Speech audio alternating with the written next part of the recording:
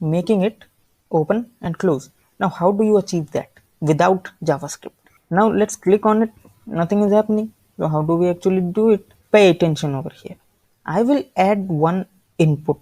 Okay, input type will be checkbox. I will give this one an ID of, let's say, toggler, and over here I'll have to add a label around the hamburger.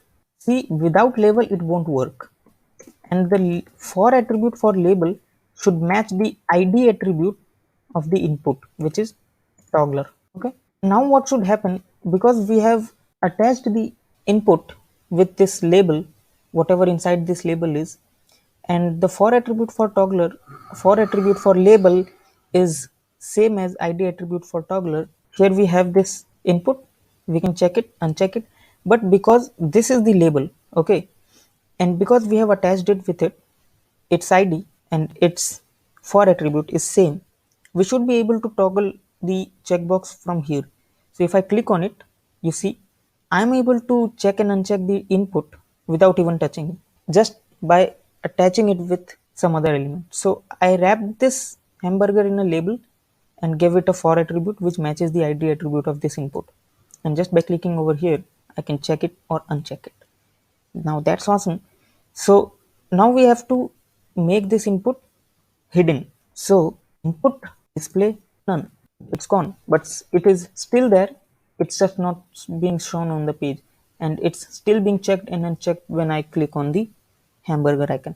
Now what we can do is, I can say that input checked. So this will say that if input is checked, okay, it will check if input is checked or not. So, and if it is checked, what you do, we use this symbol, I don't know what it's called, but you'll find it on the left, top left of your keyboard. So if the input is checked, what you have to do is you go to the aside, okay, go to the aside, and aside is already absolutely positioned.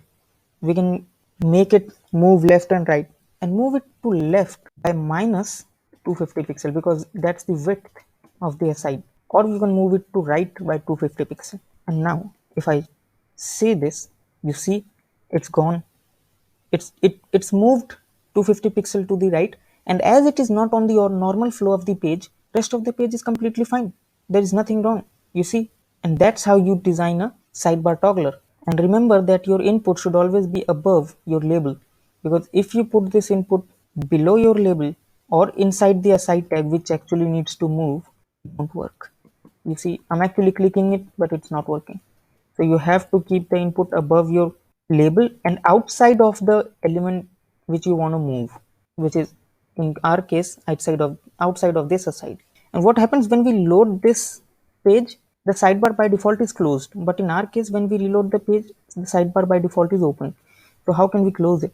So the CSS says that if it is checked, then keep it closed, because you move it just to the left by 250 pixel by its entire width. If it is checked, then it is closed, because then it is moved entirely to the left. So let's check it by default. So input you can give a attribute checked, which will make it checked by default.